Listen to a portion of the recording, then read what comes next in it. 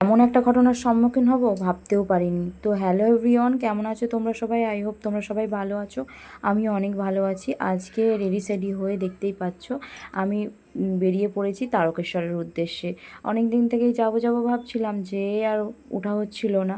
তারপরে চলছিল ছেলের পরীক্ষা, ওই জন্য আরোই হচ্ছিল না। তারপর আমি যথারীতি রেডি সেডি হয়ে বেরিয়ে পড়েছিলাম। আর এই যে এখানে আমার হাজব্যান্ড কেটে নিচ্ছে টিকিট। আর টিকিট না কাটলে এখন নিয়মই এমন হয়ে গেছে, আর টিকিট যদি না কাটে আর সে যদি স্টেশনে যায় তাকেই ধরবে।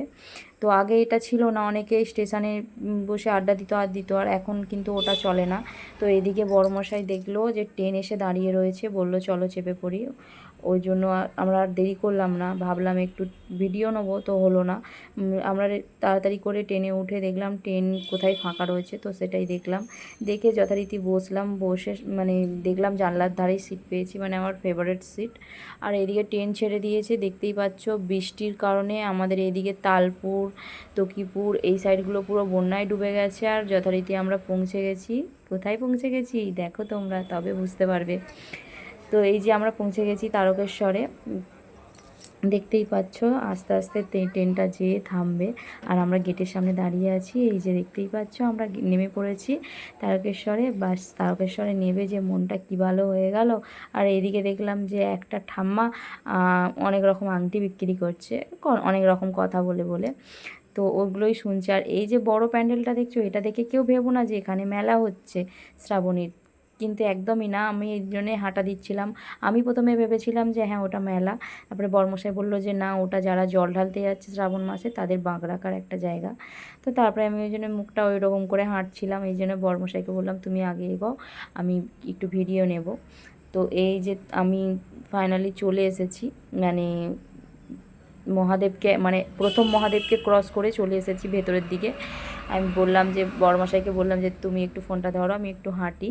তো এই যে তোমরা যে দেখতেই পাচ্ছ সামনে ওই যে রাজবাড়ি, মানে রাজাদের আগেকারের আমলের রাজা থাকতো, মানে রাজাদের বাড়ি। ওই রাজবাড়ির পাশ দিয়ে মানে ডান সাইডের গলি ধরে অবশ্যই তারকেশ্বরের মন্দির চলে যাবে। মানে ওই দিক থেকেই আমরা গেছিলাম। অবশ্যই মন্দিরে যাইনি, তবু মন্দিরের সাইডেই গেছিলাম। তো এইদিকে যত রকমের নানা রকমের খাবার, তারপর প্রসাদ, তারপরে যত রকমের মানে ভগবানের মূর্তি। তারপর সবথেকে বেশি যেটা আমি দেখলাম, মানে এত দোকান বসেছে, সবথেকে বেশি যেটা দেখলাম সেটা হচ্ছে বালা, মানে সেই ছেলেরা পরে বালা, ব্রেসলেট আর মিষ্টির দোকান। মানে মিষ্টি মানে যে যে সন্দেশের মানে পুজো টুজো দেয় সেই সন্দেশের দোকান, আর আচার। এর থেকে আমি যে মেলা দেখতে গেছি, মেলার আমি কিছু দেখতে পাইনি। তো আমি এইগুলোই দেখতে পেয়েছি। আর এই যে এদিকে দেখছো, এদিকে ঘন্টা বাজছিল বলে আমি দেখতে এলাম মন্দিরে, যেহেতু আমাদেরকে ঢুকতে নেই আমরা বেশি ঢুকলাম না। এই সামনে থেকে একটুখানি দেখে নিলাম। এখানে এরা মানে এই যে এই মানুষগুলো আরতি করছিল, আমরা এরা ঠিক কারা আমরা ঠিক জানি না, তো আমি আরতি করছিল সেটাই একটু নিয়ে নিলাম। আর এই যে এখানে আমার ছেলে পড়ছে, মানে মহাদেবের ইয়ে পড়বে বলে অনেকক্ষণ থেকে মামা আমি পড়বো করছিল, যার জন্য আমি আবার ডেকে নিয়ে আসলাম, নিয়ে এসে বরমশাই আর এই যে আমার মানে ননি পড়ে নিল। মানে এই যে এটাকে কি বলে ঠিক আমার এখন মনে পড়ছে না, তাই বলতে পারছি না। তোমরা জানলে কমেন্ট করে বলতে পারো, ভিডিওটা যে যে দেখবে। তো এদিকে আবার ছেলের তো বায়না একদমই ছাড়ছে না, কি কিনবে কি কিনবে।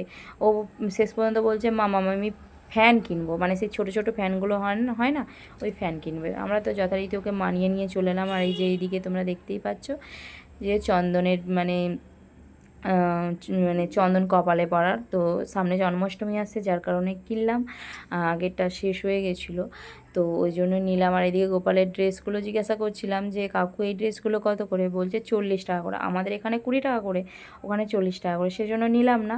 আর আমরা ওখান থেকে বেরিয়ে বেরিয়ে পড়েছিলাম। আর এদিকে যে ভাইটাকে দেখছিলে, ভাইটা রুদ্রাক্ষ বিক্রি করেছে অরিজিনাল, কিন্তু কী সব নাম বলছে রুদ্রাক্ষরগুলো, আমরা ওটাই দেখে চলে এলাম। আর এই যে দেখতেই পাচ্ছ বেরোনোর শেষের পথেই যেই দোকানটা দেখতে পেলাম, সেখান থেকে কিছু তো নিতে হবে, যার কারণে ব্রেসলেটগুলো দুটো নিলাম। আর এই যে ছেলে এইটা নেবে, যার জন্য কি বায়না, দেখতেই পাচ্ছ।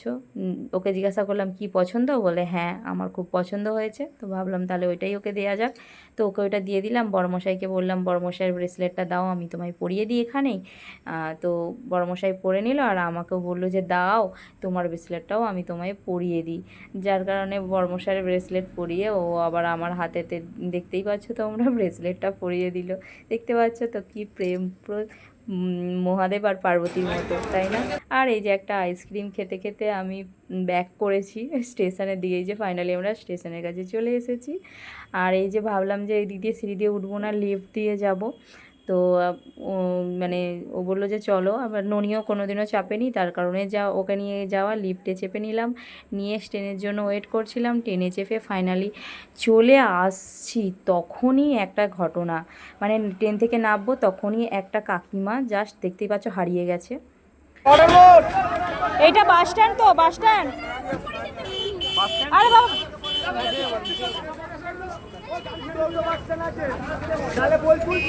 সাবধানে চলে যাবেন তাহলে। বাস স্ট্যান্ডে নেমে ওখানে জিজ্ঞেস করবেন কোতুলপুরের গাড়ি, যে কেউ চাপিয়ে দেবে আপনাকে। কাকিমাটার বাড়ি কোতুলপুরে, কাকিমাটা আমাদের বাড়ি ওইখানে, আমরা এগিয়ে আসলাম। তো টাটা।